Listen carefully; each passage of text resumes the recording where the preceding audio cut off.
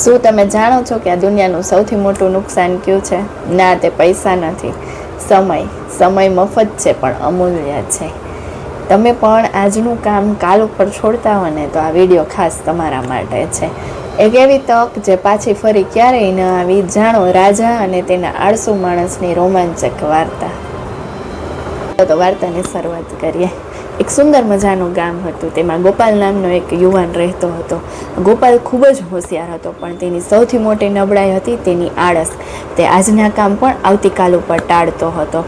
તેનો કિંમતી સમય તે દોસ્તો સાથે ફરવામાં અને સોશિયલ મીડિયામાં વેડફી નાખતો હતો. તેના માતા પિતાએ તેને ઘણું સમજાવ્યું કે સમય કોઈની રાહ નથી જોતો, પણ ગોપાલના મનમાં એક જ વાત કે મારી પાસે તો હજી આખી જિંદગી પડી છે એમ.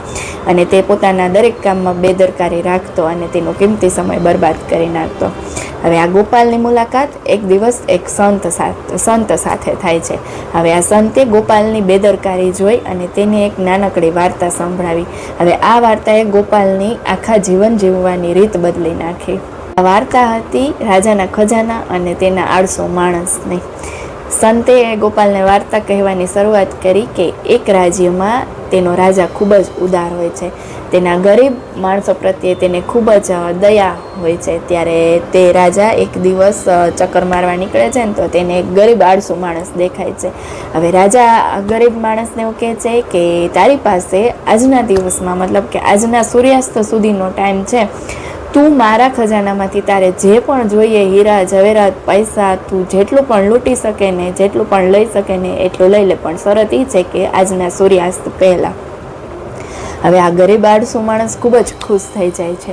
એ તરત જ એના ઘરે જાય છે અને તેની પત્નીને કહે છે. ત્યારે તેની પત્ની કહે છે કે તમે અત્યારે જ જાઓ અને તમે જેટલું લઈ શકો ને ખજાનો એટલો લઈ લો. ત્યારે આ માણસ ખૂબ જ આળસુ હોય છે. તેને એમ થાય છે કે હજી તો મારી પાસે આખો દિવસ પડ્યો છે એમ. હું પહેલાં શાંતિથી જમી લઉં, પછી હું દોડીને પણ ખજાના પાસે જઈશ ને તો પણ પહોંચી જઈશ અને મારે જોઈએ છે ને તેટલું લૂંટી લઈશ. ત્યારે તેની પત્ની એને ફટાફટ રસોઈ બનાવી આપે છે અને આ માણસ છે ને આરામથી જમે છે. હવે જેમાં પછી એવું વિચારે છે કે હું થોડોક આરામ કરી લઉં એમ. મારી પાસે તો હજી આખો દિવસ પડ્યો છે, હું થોડોક આરામ કરીને પણ જઈશ ને તો પણ હું મારા જેટલું તો લઈ જ લઈશ. હવે તે જમીને ઊંઘી જાય છે. આરામ કરવા બેસે છે ને તો તેને નીંદર આવી જાય છે અને 2 કલાક જેટલો સમયગાળો વયો જાય છે. જ્યારે તેની આંખ ખુલે છે ને તો ત્યારે તે દોડીને જાય છે. હવે દોડતા દોડતા તેને તડકો ખૂબ જ લાગે છે તો એક ઝાડનો છાંયો ગોતે છે. આ વ્યક્તિ આ ઝાડ નીચે બેસે છે અને એવું વિચારે છે કે હજી તો મારી પાસે અડધો દિવસ પડ્યો છે એમ. હું થોડીક વાર અહીંયા બેસી લઉં, થાક ખાઈ લઉં, પછી હું જઈશ ને તો પણ હું પહોંચી જઈશ. હવે આ ઝાડ નીચે છે ને ખૂબ જ ઠંડો ઠંડો પવન આવે છે ઝાડના છાયાને લીધે. અને આ વ્યક્તિની આંખ લાગી જાય છે ને વળી પાછા 3 થી 4 કલાક જેટલો સમયગાળો તે સૂઈ જાય છે એમ. સમયગાળામાં જ્યારે આ વ્યક્તિની આંખ ખુલે છે ને ત્યારે સૂર્યાસ્ત થવામાં થોડીક જ વાર હોય છે. આ વ્યક્તિ ખૂબ જ ચિંતિત થાય છે અને રાજાના મહેલ તરફ દોડે છે. પણ જેવો તે મહેલ સુધી પહોંચે છે ને ત્યાં સુધીમાં સૂર્યાસ્ત થઈ ગયો હોય છે અને તેને ખૂબ જ પસ્તાવો થાય છે.